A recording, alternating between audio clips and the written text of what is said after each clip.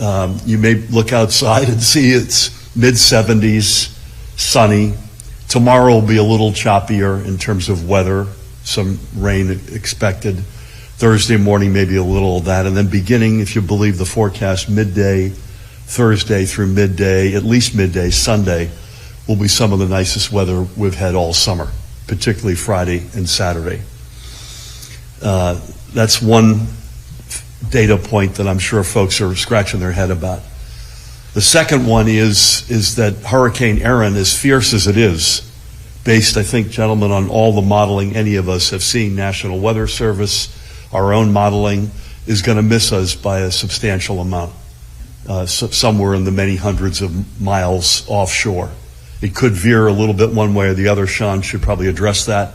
But there's no modeling right now that we're seeing that is going to result in that storm hitting New Jersey. So just stop there for a second. Weather's not so bad. In fact, it's going to get really nice, and the storm's going to miss us. We are worried, therefore, in a big way about human nature and complacency.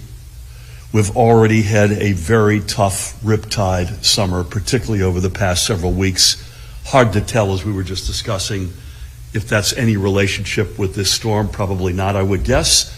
But we lost a precious soul in Seaside Heights. We lost a young girl in Belmar. And we've had stories all summer long of dangerous rip currents and rip tides. That will intensify to a very high level. In fact, it's intensifying as we speak. And secondly, wave heights, including onshore. Never mind the 40-foot waves that'll be several hundred miles out in the ocean. You've already got heightened levels on our beaches. I was in Long Branch yesterday, and you can see the ocean is quite angry. And those wave heights are now sort of in the 5, 6, 7 foot range. That will get into double-digit, low double-digit feet on I think Thursday, Sean, into Friday. And so just let's stop right there. This is no time to be complacent.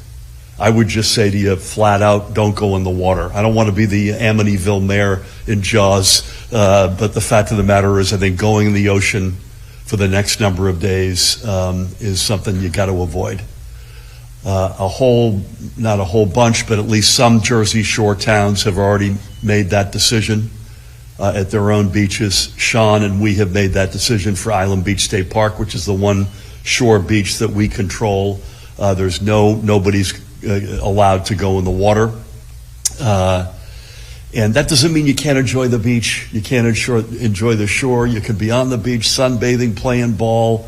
We'll look the other way if you want to have a beer. Walk the boardwalks, go to the restaurants, have a great amusement parks. Remember, this storm's going to miss us. So it's other than tomorrow and maybe a little bit of Thursday, there's no rain involved. But we are hyper concerned, first and foremost, about complacency, particularly when the weather is really good Thursday afternoon through Sunday, in terms of people sort of thinking about going in the water, because these rip currents are brutal. If you're caught in one, again, I'd love Sean to add to this, and Pat, the advice is to swim parallel to shore. First of all, stay calm. They always say stay calm.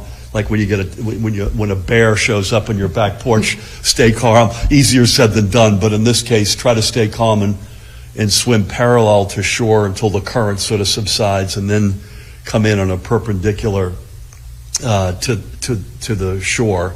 But please don't even go in the water. So that's our first huge concern right now. We'll keep you posted on ready.nj.gov. At GovMurphy on X is another source, any of our statewide resources.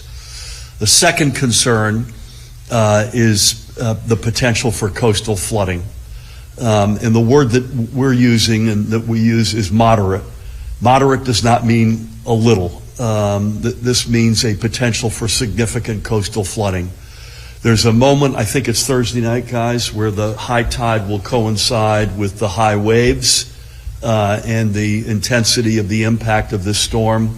That's a particular period of concern Thursday night into Friday. Sean will remind us that this also means potential flooding for the tidal rivers inland.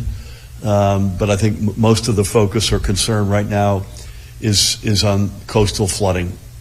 So those are the double-headed reasons why we wanted to speak with you this morning. Again, ready.nj.gov, number one. Number two, just don't go in the water.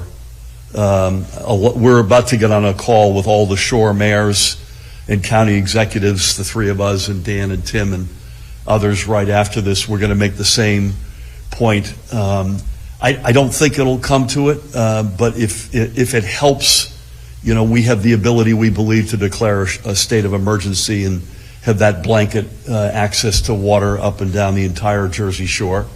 I think we're seeing a lot of really responsible mayors take steps already.